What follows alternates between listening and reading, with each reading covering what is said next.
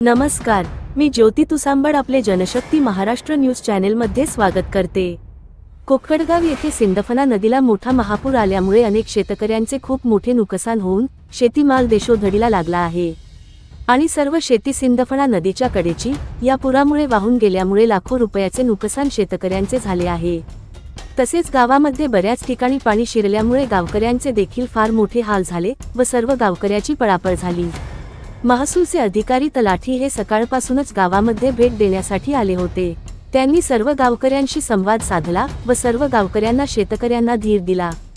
कोणीही घाबरू नका, शासन तुमच्या पाठीशी खंबीरपणे उभे आहे, असे बीडचे जिल्हाधिकारी विवेक जॉन्सन साहेब यांच्या आदेशावरून व बीडचे तहसीलदार चंद्रकांत शेळके साहेब यांच्या मार्गदर्शनाखाली व यांच्या माध्यमातून तलाठी यांनी सर्वांना आश्वासित केले। गावचे लोकप्रतिनिधी देखील आले होते, त्यांनी देखील गावाला भेट दिली व गावकऱ्यांशी संवाद साधला व आपण या झालेल्या नुकसानीसाठी शासनाकडे पाठपुरावा करू अशा आश्वासन गावच्या लोकप्रतिनिधींनी दिले। प्रशासन लवकरात लवकर आपल्या गावची दखल घेऊन झालेल्या नुकसानाची नुकसान भरपाई ही आपल्याला शासन लवकर देईल असा विश्वास देखील व्यक्त केला व शासनाने तातडीने या नुकसान झालेल्या शेतकऱ्यांना नुकसान भरपाई सरसकट द्यावी आणि कुक्कडगावचे पुनर्वसन करावे असे देखील या कुक्कडगावच्या नागरिकांमधून बोलले जात आहे। यावेळी येथे उपस्थित असलेले गावचे पोलीस पाटील शिवशंकर शिंदे, तसेच गावचे ज्येष्ठ नागरिक सुखदेव भाऊ शिंदे, भारत आप्पा नवले, पत्रकार संजय देवा कुलकर्णी, कुक्कडगावकर मीनानाथ राऊत, आत्माराम प्रभाळे, विवेक पवार, सय्यद झाकीरभाई पत्रकार, अंकुश शिंदे फकीरचंद, बंडू लुचारे, राम लुचारे, हौसाबाई लुचारे यांच्यासह ग्रामस्थ मोठ्या संख्येने उपस्थित होते। काय वाटतं तुम्हाला, पाण्यामुळे काय नुकसान झालं तुमचं?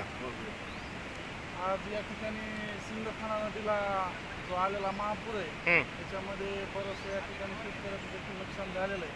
आपण पाहिलं असेल त्या ठिकाणी आम्हालाही आठवत नाही 1989ला जे जुनं 1989ला इतकं पाणी आलं होतं। त्याच्यानंतर 2006ला जे आम्ही पाहिलं ते महादेव मंदिराच्या आसपास किंवा आपल्या सिंदफणा बंधाऱ्यावर पाणी वाढलेलं एवढंच पाहिलं, परंतु त्याच्यापेक्षाही जास्त परिस्थिती आज आपल्याला उद्भवून दिसते।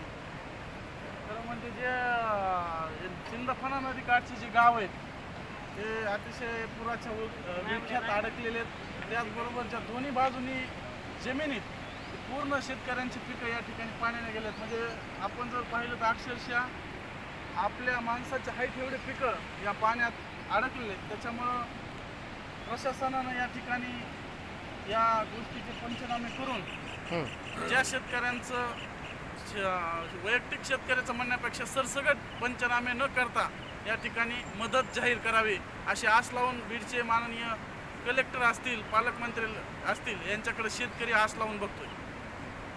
तुमचं काय नुकसान झालं या पावसामुळे? तुमची शेती कुठे आहे? याकडे बघितलं तरी आता सगळ्यांना आम्हाला काय बोलता येणार नाही। नाही बोलता यायचं जाऊ द्या, परंतु तुमचं नुकसान किती झालं? शेती किती पाण्याखाली, किती एकर गेलं? शेतीचं पूर्णपणे सगळं आमचं होती नव्हती जमीनच पाण्यात गेली। बरं, म्हणजे एकंदरीत सगळं आम्हाला मोजमाप सुद्धा करता येणार नाही की आमचं एवढं नुकसान झालं। बरं, त्याच्यात काही उरलेलंच नाही। अच्छा,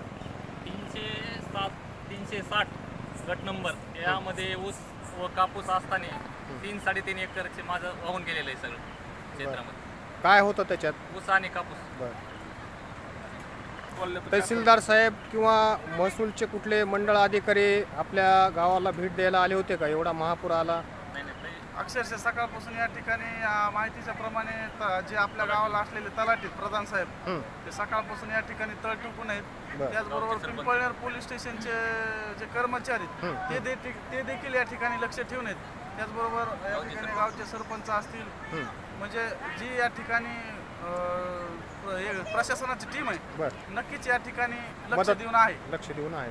मग त्यांनी काय आपल्याला सतर्कतेचा इशारा दिला का की गावाला या पाण्यापासून धोका म्हणजे होऊ शकतो, तरी सगळ्यांनी सावध राहा? सोशल मीडियाच्या माध्यमातून स्पॉटला प्रत्येक अधिकारी या ठिकाणी गावाला सतर्कतेचा इशारा देत आहे। त्याचबरोबर ज्या काही प्रशासनाच्या वतीनं सूचना येत आहेत त्या ठिकाणी सुद्धा दिल्या जात आहेत। अच्छा, पुढील अपडेटसाठी जनशक्ती महाराष्ट्र न्यूज चॅनलला सबस्क्राइब करा, शेअर करा, लाईक करा, बेल आयकॉन दाबायला विसरू नका। धन्यवाद।